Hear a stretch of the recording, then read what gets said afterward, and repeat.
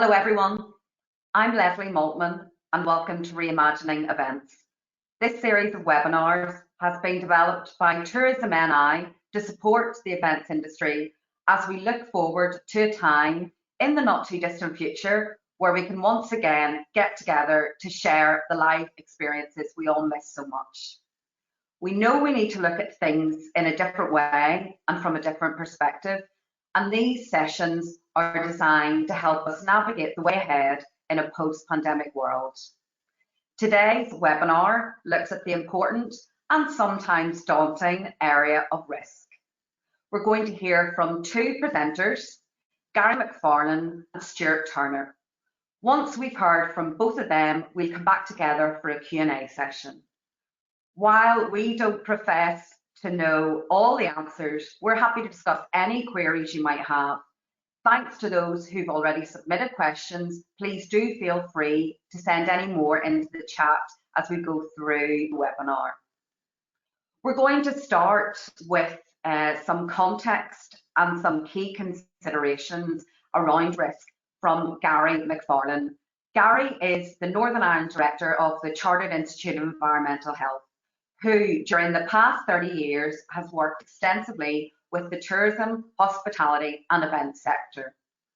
We're delighted he's taken time out of what must be a very busy schedule to join us today. Gary, over to you.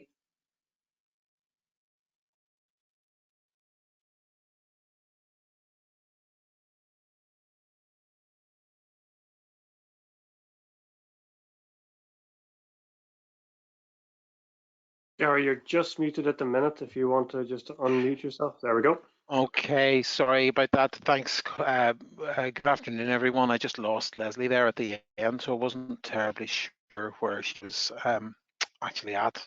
I'm delighted to be here this afternoon to talk about, I suppose, the future of events in Northern Ireland.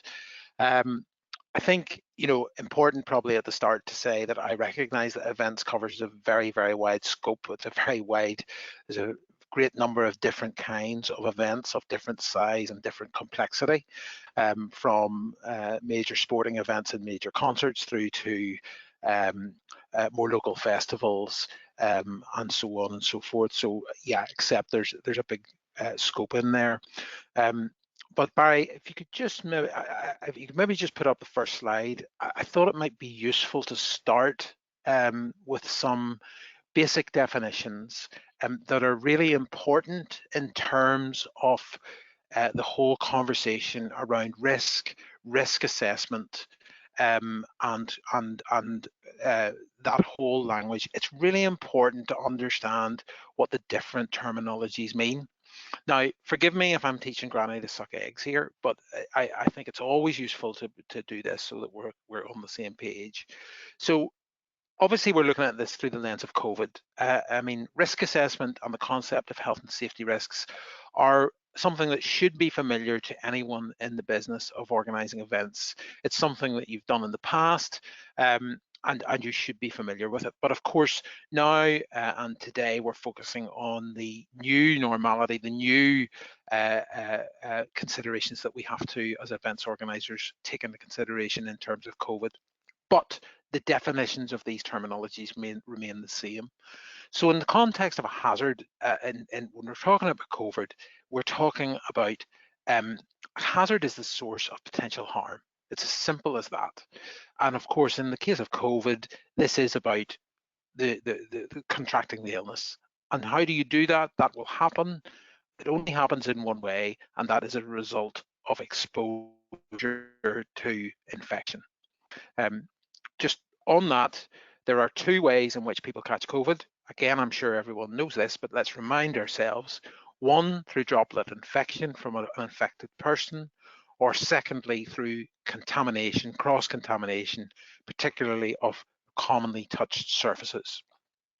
And that's why the controls that we've seen in place over these last 12 to 18 months, well, it's over 12 months now, it's not 18 quite, thankfully, and which we're likely to see in the future are likely to remain, and more of that later.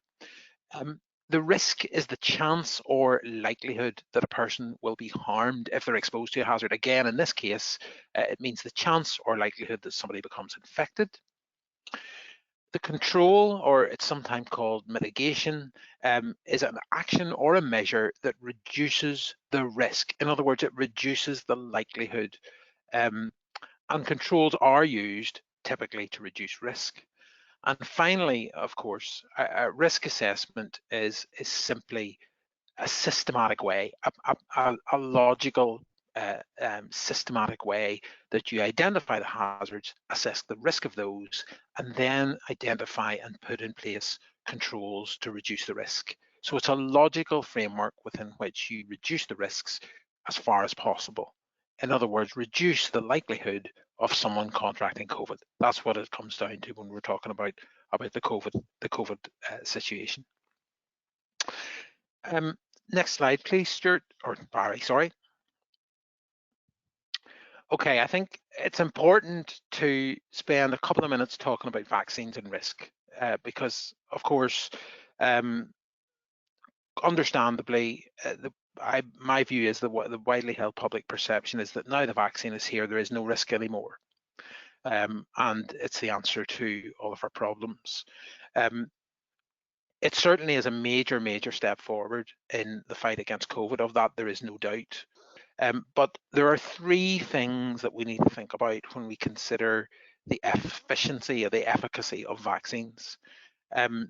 These are, if you like, three weaknesses potentially in the vaccine, in relying on the vaccine as our sole source of protection. The first is that the likelihood of the person who has already been vaccinated contracting the disease, either from another person or from a contaminated surface. It's back to that droplet and surface contamination route. Now, these are called, the clinical term is called breakthrough cases. That's what the doctors use to describe these cases which are contracted by people who already have the vaccine. Now, all of the research is suggesting that the likelihood of this happening is fairly low. All of the medical and scientific clinical research, and there's been quite a lot done, is suggesting that this is quite low.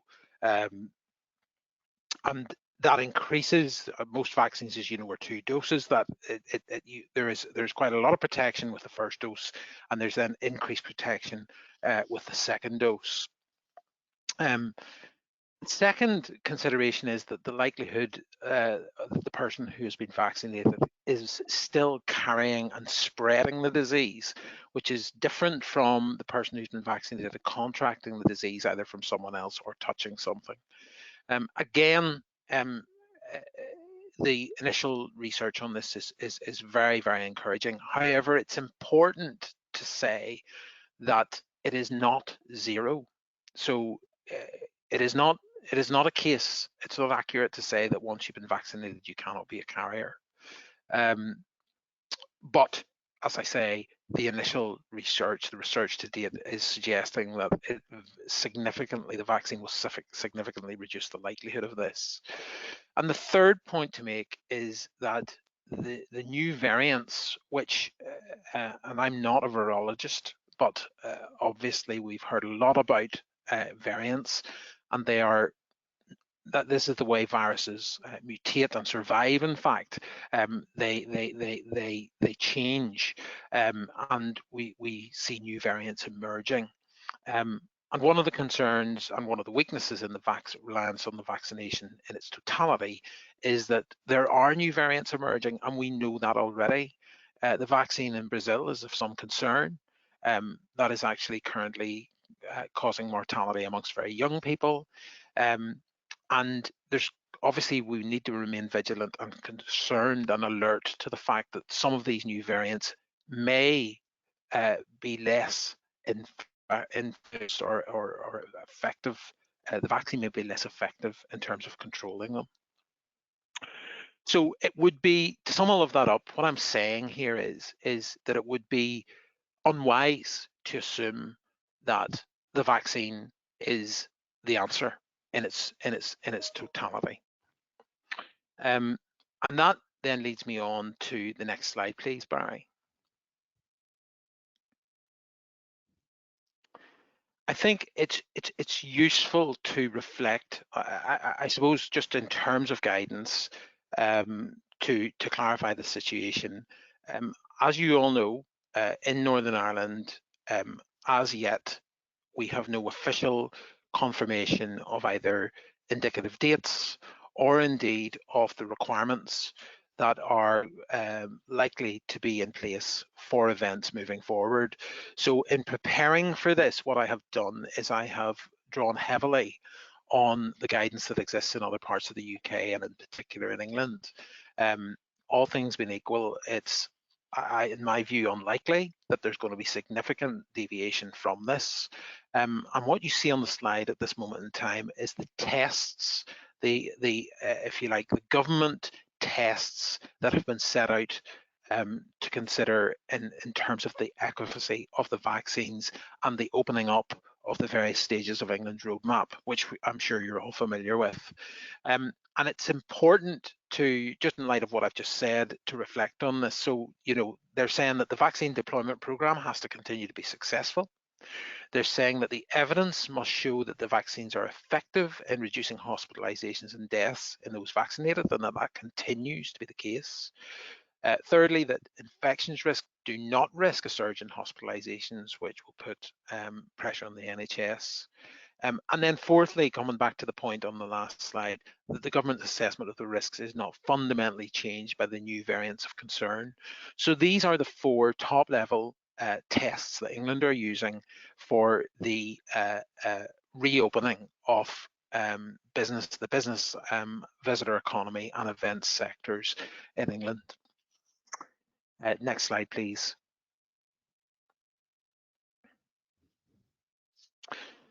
Turning then to actual guidance, and there is quite a lot of guidance that has been published. At the end of this presentation, I have put together 2 slides which will give you a whole series of links to some of the relevant guidance that exists for England. Quite a lot of that has been produced by industry associations. And this is just one example. This all secure standard, which has been produced by the Association of Events Organisers, the Association of Events Venues, and ESSA. I can't quite remember what the acronym is and I don't have it in front of me, but these are 3 industry bodies in the events sector that have come together to produce this guidance. And there's lots of other industry guidance available as well as official government guidance.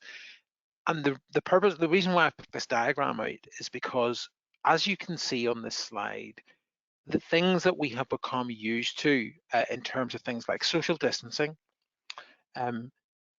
good cleaning and hygiene standards, and the whole protection in terms of testing and contact tracing remain key cornerstones of controls moving forward. So the point I'm making here is that it will not be enough to just rely on the vaccine. There will be requirements and indeed expectations, in my view, that the events sector will continue to incorporate these kind of controls into their risk assessments moving forward. Modelling studies and evidence suggests that preventative measures such as mask use and social distance continue to be important even during vaccine implementation and when people have been vaccinated. So there's evidence to back up this this particular requirement as well. As I said, there are a number of slides at the end which I'm not going to propose to go through today, but they will give you the links to a lot of this guidance, which I thought might be useful for those who are involved in organising events to be able to refer to. In terms of Northern Ireland guidance, there will be Northern Ireland guidance. Of course, part of the dilemma is getting clarification on what will be legally required and making the distinctions between what are absolute requirements and what is good practice. And that will be important, but there will be Northern Ireland guidance on this in the fullness of time and hopefully in the not too distant future. Next slide, please, Barry.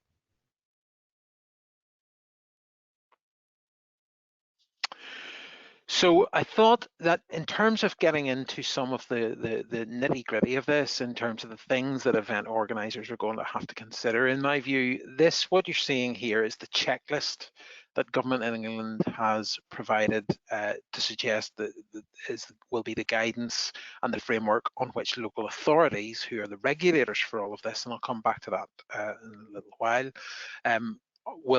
should consider. And I'm going to go through these briefly one by one, just to really illustrate the breadth and scope of this. So first of all, there's the risk to local population health in Northern Ireland terms. That's likely to come through PHA. Because Northern Ireland is small enough to, I don't see a situation where Northern Ireland would be considered in zones or areas the way England has been. Secondly, and perhaps obviously, this is for England, of course, is the event actually permitted at the relevant stage of the roadmap? And obviously, in the context of Northern Ireland, for events to go ahead, they will have to be permitted to do so by the executive. Is it an event that's subject to restrictions? And that might be a particular type of event. And fourthly, and really importantly, has the event organizer carried out a comprehensive risk assessment? Now, in my view, this will be, for COVID, this will become a legal requirement. It certainly was. I appreciate the event sector is one of the sectors that really has not yet been open throughout the whole pandemic. However, for other sectors of tourism and hospitality, which were allowed to open, albeit perhaps very briefly during the pandemic, to the risk assessment was made a mandatory requirement.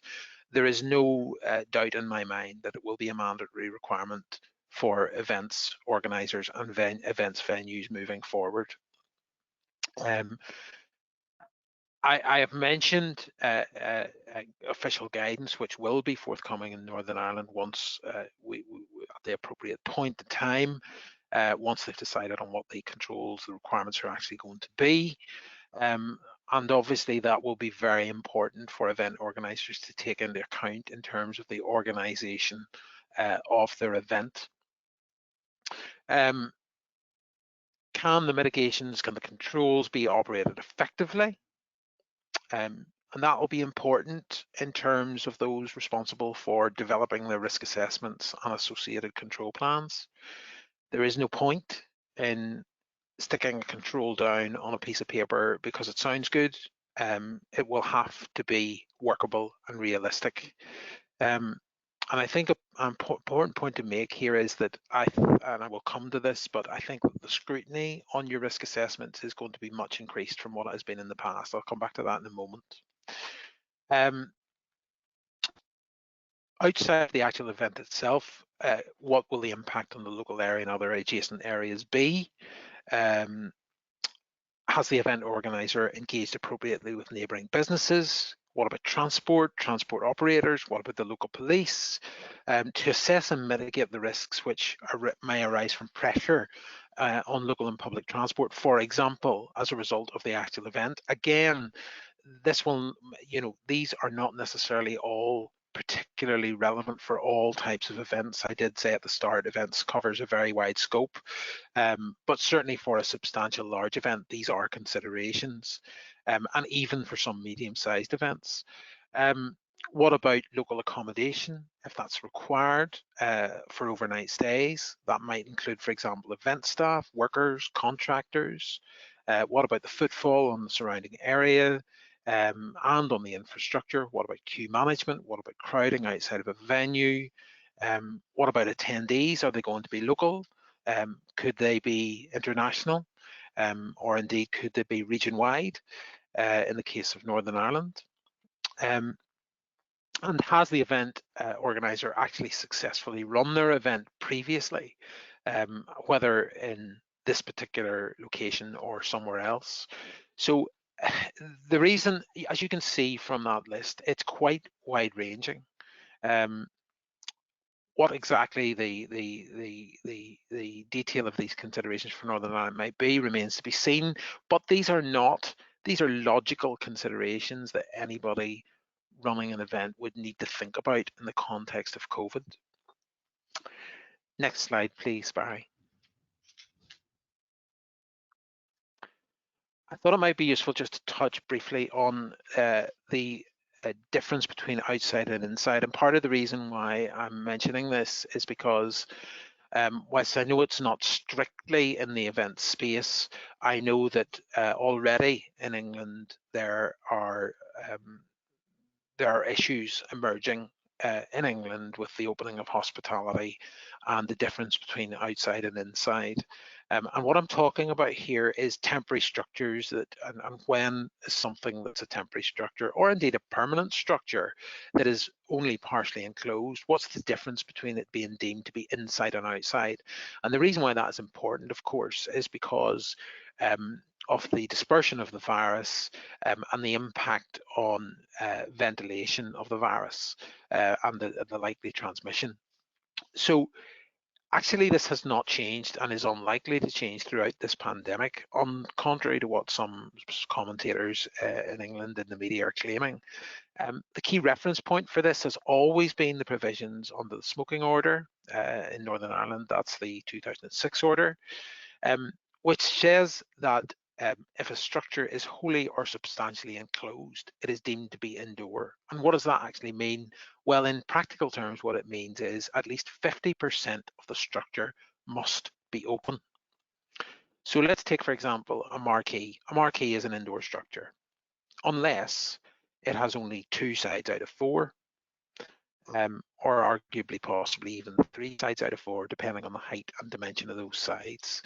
The structure needs to be substantially open, at least 50%, for it to be deemed to be outside.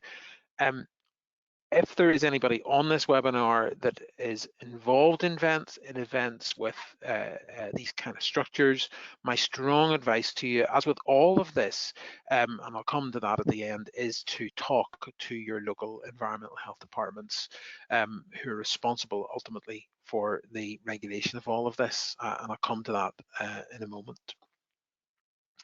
In fact, that's the next slide. Barry, please.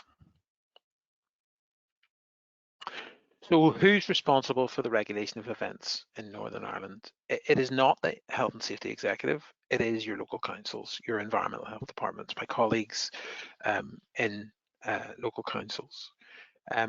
Now, I can't overstate this strongly enough. I would encourage you to talk to them and talk to them early in the planning of your event, particularly in a post-lockdown world that is emerging from COVID. They will help you make sure that you run your event as safely as possible and in compliance with requirements. They are not there to trip you up. They're not there to find you out. They will give you practical support with your planning. And it's much better to engage with them early on rather than leave it to the last minute, or worse still, try to just run the event without actually engaging with them. On the outside structures, part of the reason that there's been some confusion on that in England is because I think some of the people involved, that is the proprietors, talked to the planners, and the planners advised them they didn't need any planning permission. They thought that was all that they needed. But of course, what I'm trying to underscore here in this session this morning is we are into a new scenario here. And I do think that there's going to be much more increased scrutiny on your risk assessments and your controls that you put in place for your events. And that leads me to the next slide and final slide, I think, Barry, please. Okay, so sum all of this up. Risk assessment has now got much increased additional scope in the context of COVID, and arguably, in my view, has now become even more important than it was already. It's unique for every event. There isn't an off-the-shelf kit. There isn't a do-it-quick way to do this, albeit that the process itself is fairly straightforward. But I would caution against trying to pay lip service to this. I think it's really important that you do your risk assessment thoroughly, that you have workable and realistic controls, and that you discuss that, as I've already alluded to, with your regulators, which are your local authorities in the context of Northern Ireland. I think that the new world we're in increases the responsibility on venue owners and organisers, remember that you've got a duty of care not only for your staff, but for customers and the public. And also, what if there is a case? What if somebody contracts COVID? What are the liabilities and ramifications for the organisers? So I don't say that to frighten or intimidate anyone. I'm just simply trying to point out the importance of this.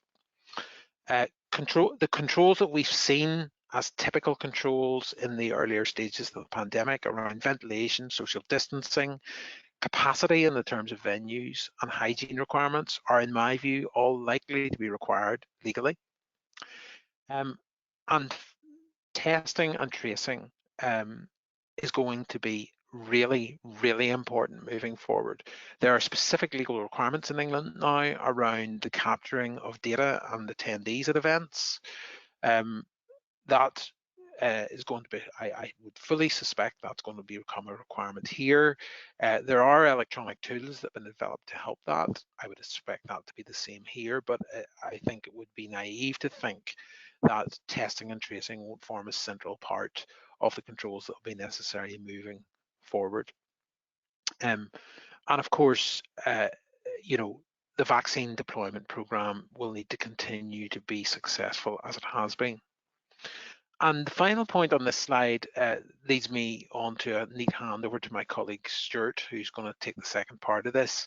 Obviously, there's a lot of uncertainties, and in the context of COVID, for the foreseeable future, events are going to be subject to, or if you like, assessed on the basis of epidemiological evidence and numbers at the time that they're due to take place.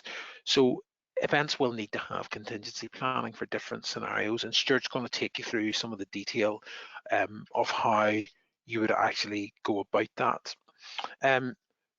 Next slide, Barry, just to point out that, further sources of help. I've already mentioned my colleagues working in councils, but also, if you feel that you need further additional independent professional advice or assistance and support, there are people in Northern Ireland that can provide that.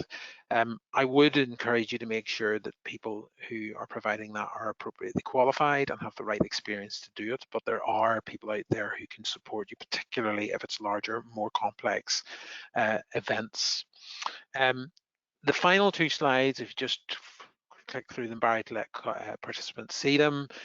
These are the links I referred to, which will be available afterwards, so you can go back to this at your leisure and explore these links. Hopefully they'll work, and if they don't, get in touch with me, and I can send you a Word document of these, which if that would be easier. But that's the end of my presentation. I'm very happy to take questions in the panel discussion. Thank you for your interest, and I'll pass back to Leslie for now. Thank you. Thanks very much, Gary. Thank you. We're going to hear from Stuart now, a director of the International Association of Event Hosts. Stuart Turner's built up a really impressive portfolio in his 30-something years of experience working in the world of live events. As head of Event Scotland, he led on the creation of their national event strategy and led the team in developing a portfolio of cultural and sporting events. He also worked as head of major events in Auckland, New Zealand, where he led on developing strategy around major events and festivals. Some of the events he's worked on, which you might recognise, include the America's Cup, MTV Europe Awards, Women's Rugby World Cup, Cycling World, and the World Gymnastic Championships. Stuart cites the Glasgow 2014 Commonwealth Games as the best live event experience he's ever had. Having worked with Team Scotland on every single Games since 1998, bringing the event home was even more special and something of a family affair, with his wife and sons volunteering and all of them moving into a Glasgow flat for 2 weeks. Managing to see some sport in between working, Stuart was proud to be a part of an event which positively shaped the way in which people viewed Glasgow. in that unique way that only live events can do. Without further ado, Stuart, over to you.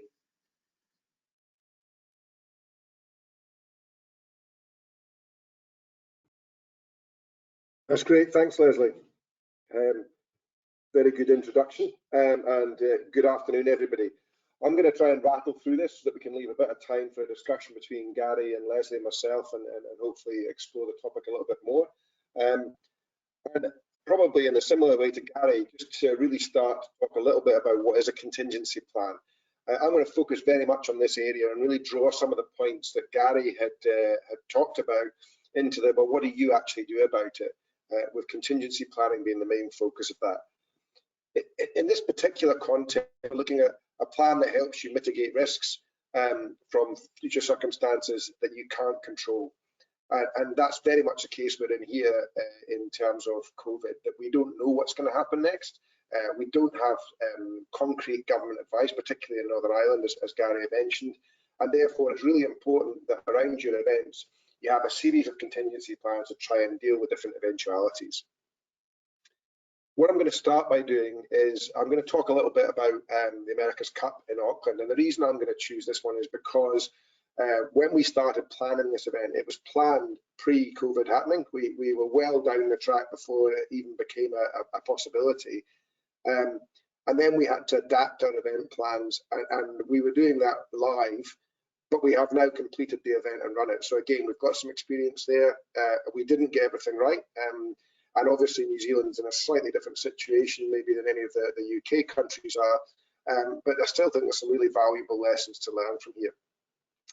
The first thing I think is that what the New Zealand government did much more quickly than the UK government was identify alert levels. Level 0 is effectively business as usual, there's no COVID in the world. And then the levels of 1 to 4 reflect increasing severity. Level 1 being actually it's contained within New Zealand, but the borders are largely closed. Right up to level 4, where they've got a really active outbreak and they're in total lockdown. We devised a system under my strategic guidance. I got the guys who are the licensing and permitting people from the council to come up with a system where we had licensed the event to take place, whether there was a level 0, level 1 or level 2 alert from government. We used the government alert levels on the assumption that they wouldn't change, and they haven't changed broadly speaking. So that was a good starting place for us. That license then basically meant if we clicked to level 3, the organisers were not allowed to run the event. They had no license to proceed. Given that level 3 means that effectively people are more or less in lockdown other than going out for shopping and so on, it's pretty intuitive that you couldn't run events. There still is an opportunity for things like professional rugby to take place in New Zealand under level 3. Because it's considered to be a work environment, but in a public event that's non-ticketed like America's Cup, it creates too much of a risk and I suppose a honeypot to the general public. In terms of the America's Cup, you don't get much more complicated in relation to something like COVID, with both the on-water and on-land dimensions, but also the fact that the entire event, both on water and on land, is unticketed. The only real ticketed part is the hospitality aspect. So actually in terms of capturing data, we had to put some measures in place around that to make sure that as we did our security checks for people coming into the race village, or as we had people manning the boat slipways where they were launching their boats to go out and watch on water, we were asking to see their phone and to see their track and trace app, so that at least we knew that people had the app running on their phone, which meant that they would get notifications if it came through. Probably similar to a lot of events, and again, bear in mind this is one of the world's biggest events. There was a command and control structure in place before COVID was happening, which involved the police, the harbour master, the key decision-making authorities, and obviously the event organisers. We had a base set up in the ferry terminal, just above the ferry terminal in the centre of Auckland, which gave us a physical view out onto the water, but also was within a few hundred metres of both the race village and some of the race courses. So a really good location to be in. And that command and control structure meant we knew where decisions were made and how they were made. That was the group, that was the room where decisions were being made in relation to the event. There was always going to be a need to communicate directly with the public through social media channels, through public media channels, because it was a free event. We had to try and control people's behaviour through communications and messages rather than by ticketing and compelling them to do things by having ticket entry points. Many of you will run events that are free events to attend, you know, things like cycling races or marathons or whatever, running races where people turn up to the side of the road and watch. Again, what you tend to do is to control people by communicating well with them. That probably gave us an advantage in that we already had to have those communication channels in place. The next thing that we did in terms of COVID was to look at the fact that we had certain days authorised as race days where we were going to impact on the ferry traffic and the port traffic, and also on the businesses that were around the Cup Village area. What we actually did was authorise every day as between the start of the race in December 2020, which was the World Series event, right through the Prada Cup, right into the America's Cup.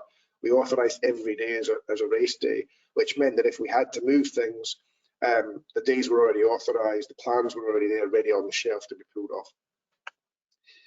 So the approach we took was we developed a set of event contingency plans.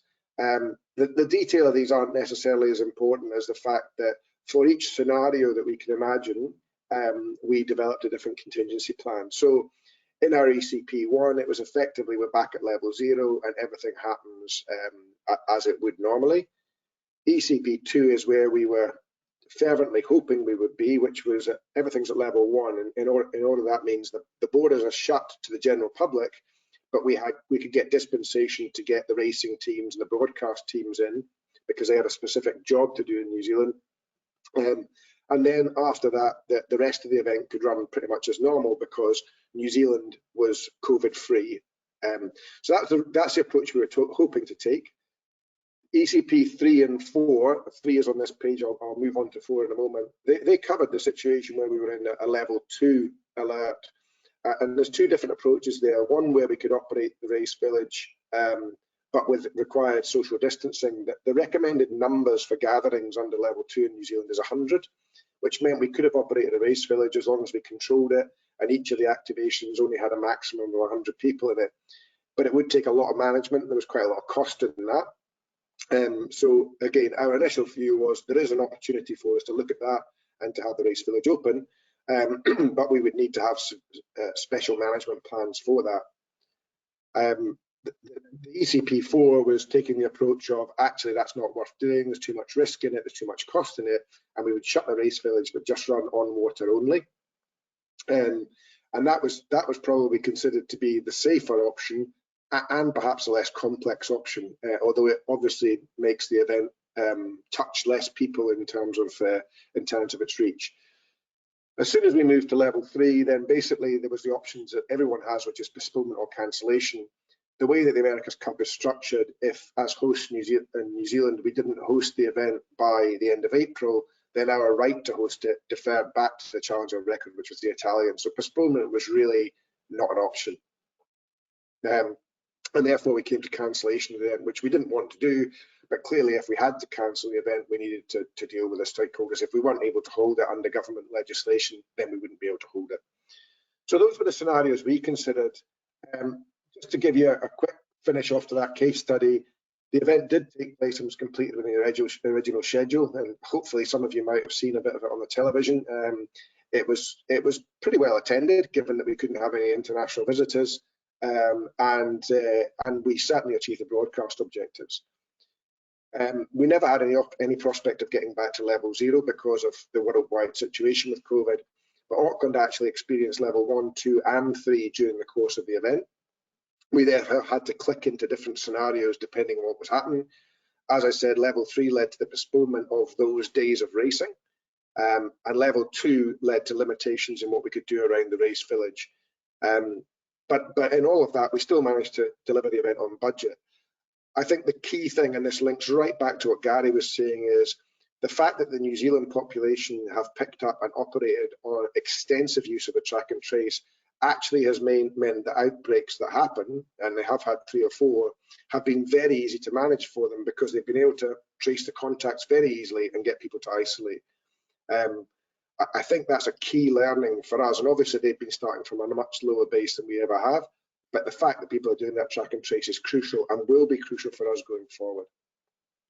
The big one at the end there is that in relation to the event, there were no COVID-19 cases that were directly connected to the event. So I think that's a big plus coming out of that. Just in terms of how that helps us, and this is one of the resources that I've put into the pack again that you can access at the end here, is a contingency planning template. So there are 7 levels in here. Now, you may not need 7 levels, but they generally reflect a description. And again, this is designed to be generic across the UK. So I haven't used the government alert levels because, as you know, they are different in different areas. So we've actually just used descriptors of the pandemic status and then what your operational response might be. Then what you can use a template for is to flush out the other 2 columns at the end there. And eventually, as you probably narrow down the number of contingency plans you have, you would develop a full plan for each contingency. I think, again, hopefully this template is useful. It's certainly something I'm now using, having developed it for America's Cup. There are versions of it, and again, it depends on the size and scale of the event, but this is scalable. If you don't feel you need 7 levels, then that's fine. But postponement and cancellation are pretty much things that everybody's thinking about at the moment now anyway.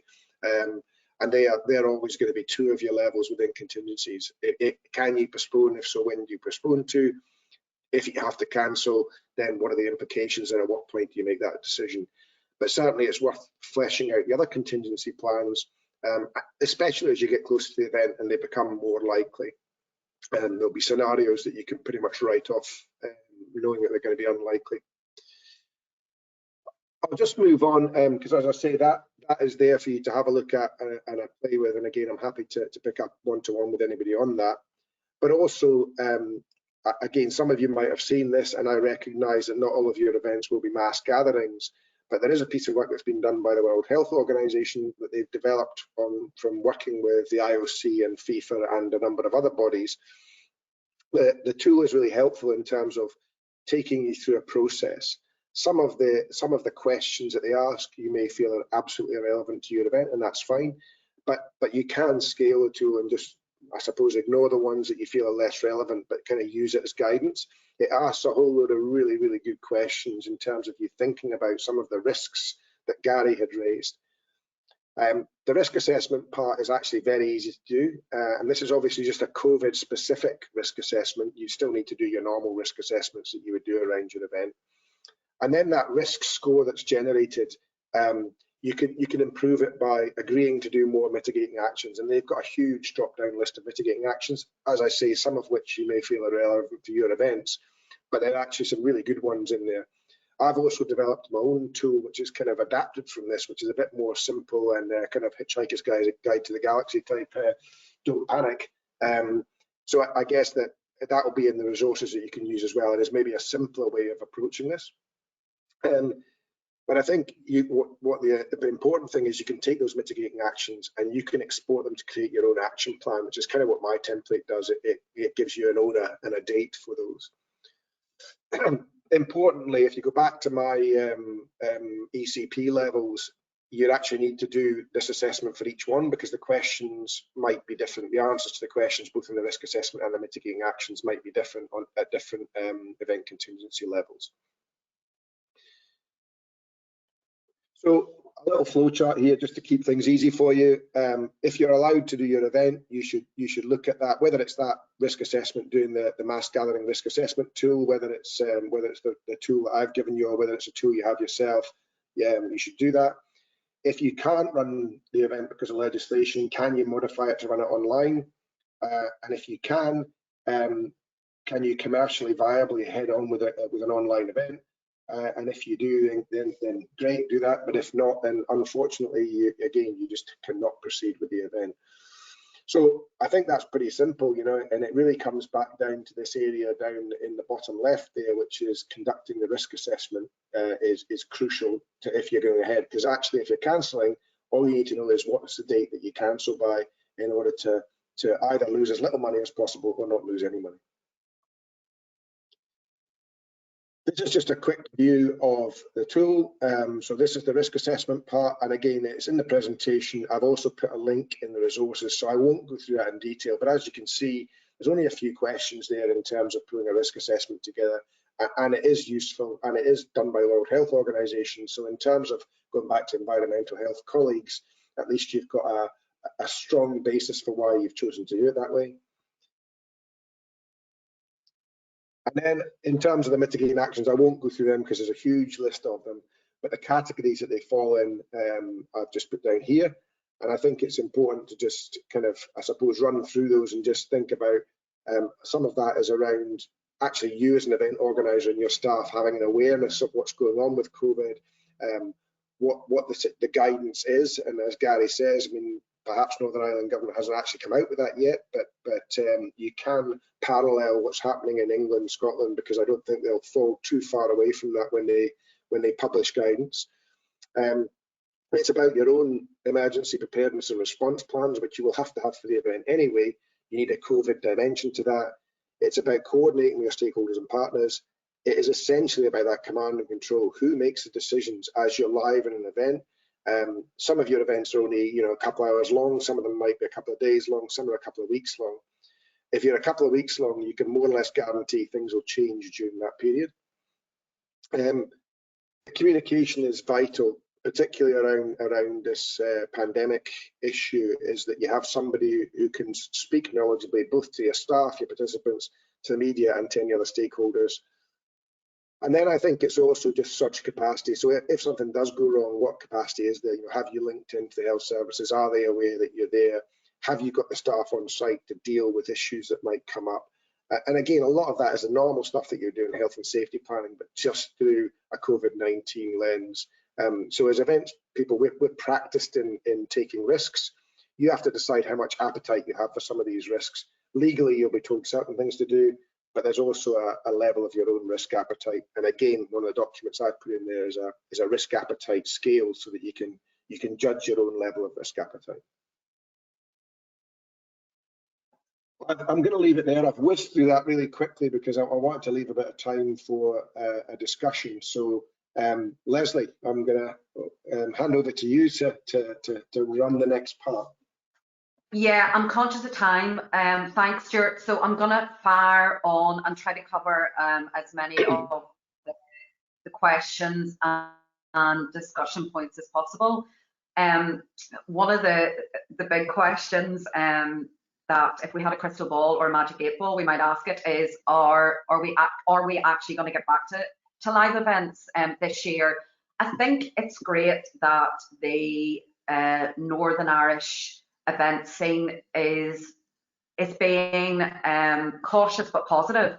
So we have a couple of events. We have the Stendhal Festival, for example, who they're planning to go live in July and again in August. That's a privately run festival. And then September seems to be the month where everything just kicks off. And there are large outdoor music festivals, for example, planned. There's one called the AVA Festival, which has moved to a considerably larger site than it's ever previously been on. Cathedral Quarter Arts Festival is going to kind of do a bit of hybrid, bit of virtual, some live. You've the Belfast Marathon, a variety of different events.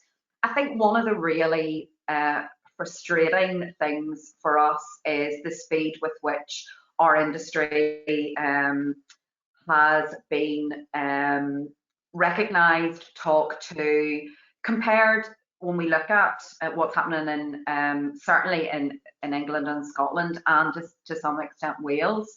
I mean, I don't know what you think, but I think that part of that is the fact that we don't have a major event about to happen or due to happen imminently, whereas, like Stuart, if you take Scotland, for example, there's pressure on with the Euros in terms of the world is going to be looking on. So Scottish Government had to make decisions. And if you make a decision about one event, you're having to make decisions that are industry wide. Do you think that's possibly why you're a bit speedier than we've been?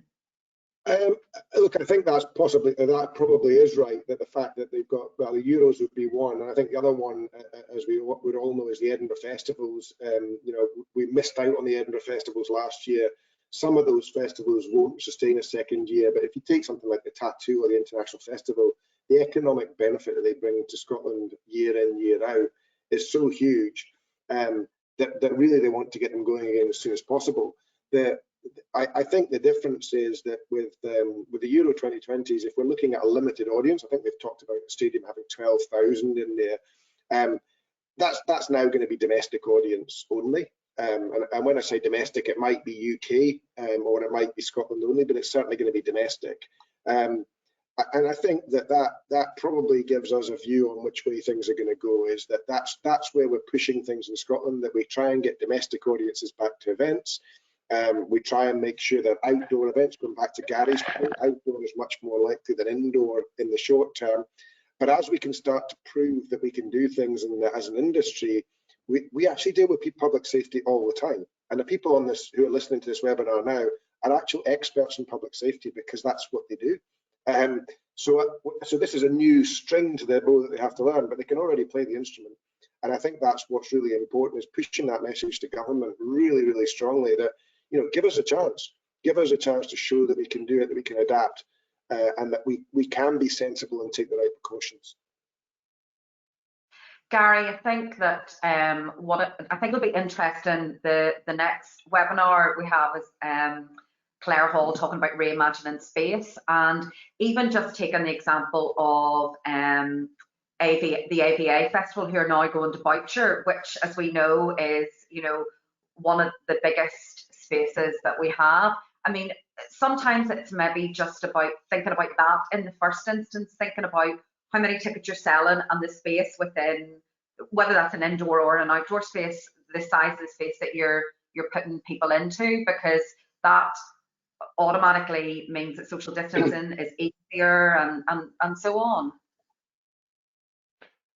Absolutely. I mean, it's a very pragmatic way to approach the whole issue of trying to get people adequately separated. I mean, we all understand that you know, the numbers have to add up in terms of the financials, and that obviously, when it comes to event, it all comes down to ticket sales and attendees or participants, whatever word you want to use. So yeah, site size for an outdoor event, or for that matter for an indoor event, when we get to that, is going to be something that event organisers should be thinking about, because it's very clear from the guidance in England that, you know, the government will be expecting venues and event organisers to socially distance, you know, and there are actual details around that, you know, how many people are allowed, how many households are allowed.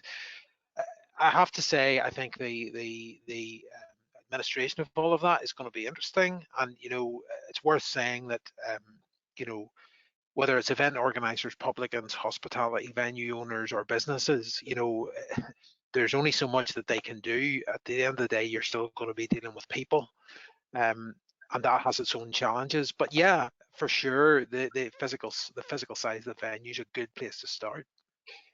Yeah.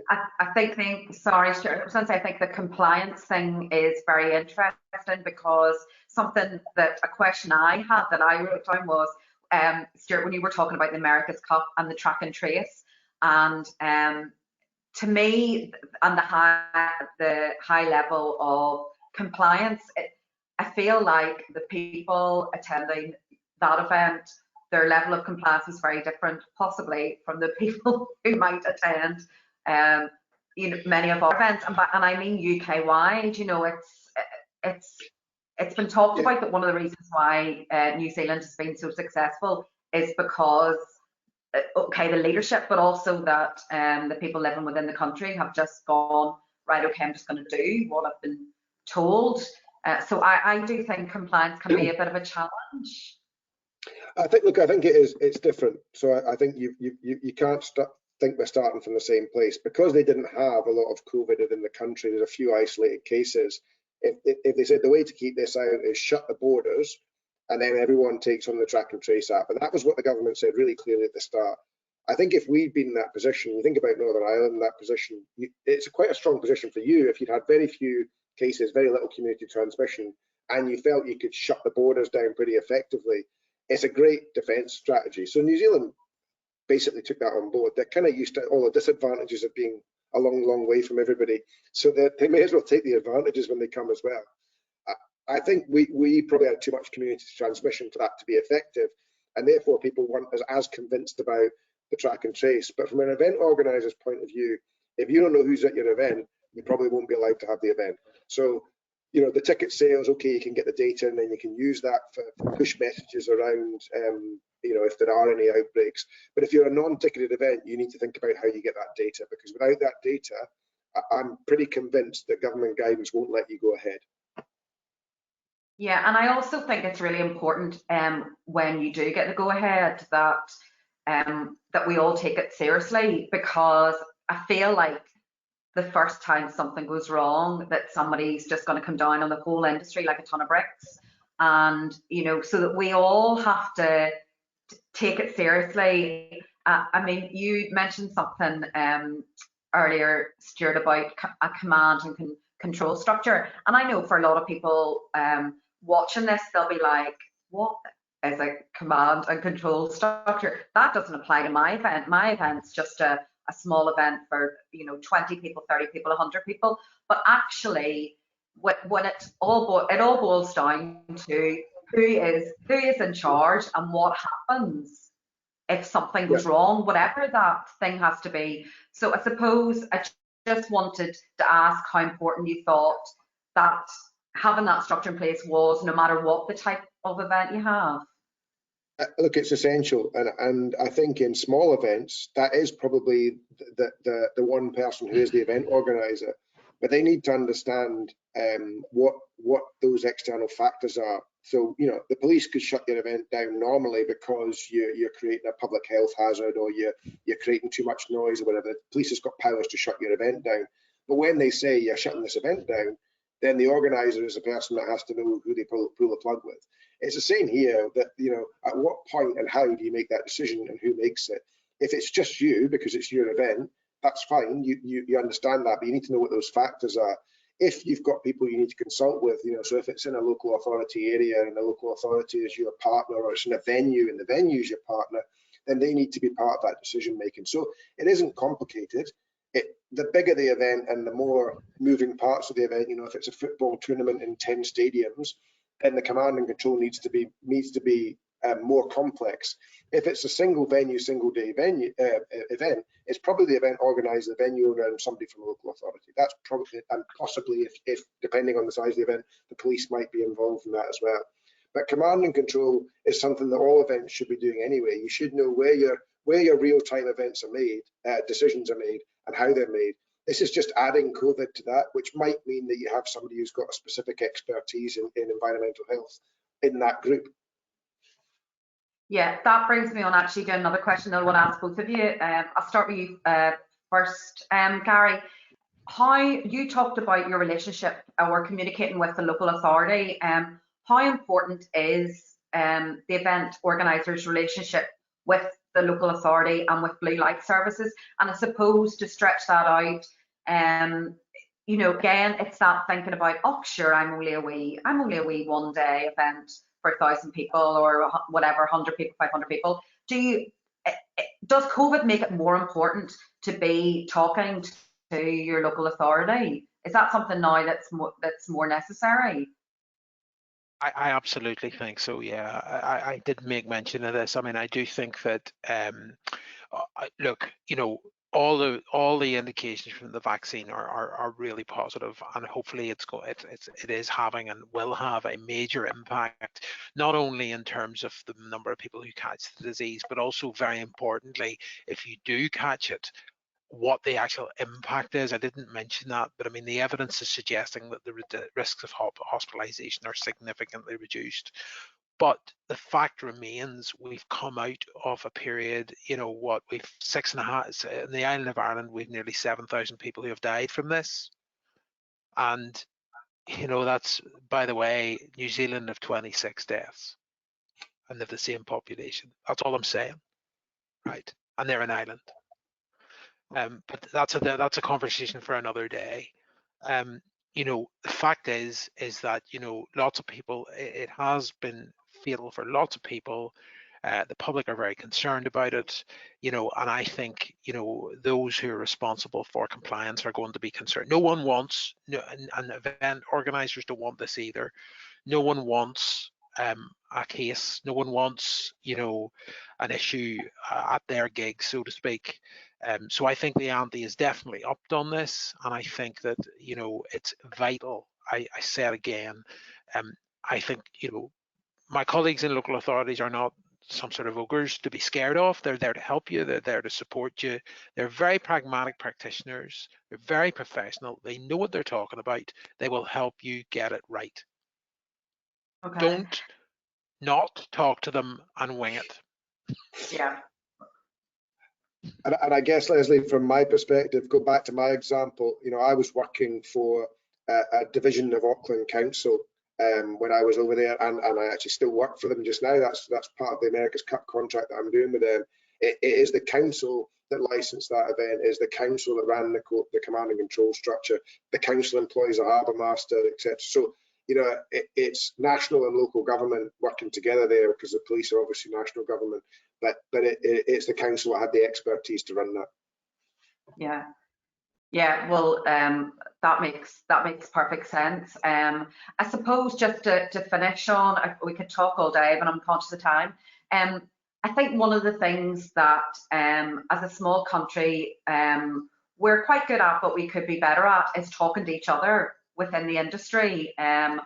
and sharing experiences. So, you know, we heard in a previous webinar from Sarah and Chris at the Northern Ireland Science Festival, who ran an event in February. That was just, you know, amazing to hear. But I think that people shouldn't be afraid to reach out beyond our borders, even to be asking other organisers across the UK, Ireland, further afield, or even the ones locally, you know, how did you do it, or what were your challenges, or, you know, I have no idea how to start this. Your event's really similar.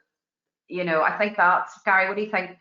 Is that something we should be doing more of? Yeah, I absolutely agree, Leslie. I've long been a big fan of partnerships and collaboration, and I mean, I would echo what you're saying. I would encourage the event sector to you know, to work together, to share. You know, it's not the event sector is not like other sectors. It's not really a competition. There's no reason why they shouldn't. You know, one person who's organizing a gig somewhere, for example, shouldn't be talking to somebody who's going to do it in a few months' time. I mean, and share learning, share expertise. I mean, I mentioned that, you know, there isn't a one size fits all, and that's true. You know, every event is unique and every event is different. However, there are some similarities. I mean, if you're doing an outdoor music festival in Fermanagh, it's not that much different from doing an outdoor music festival in Antrim.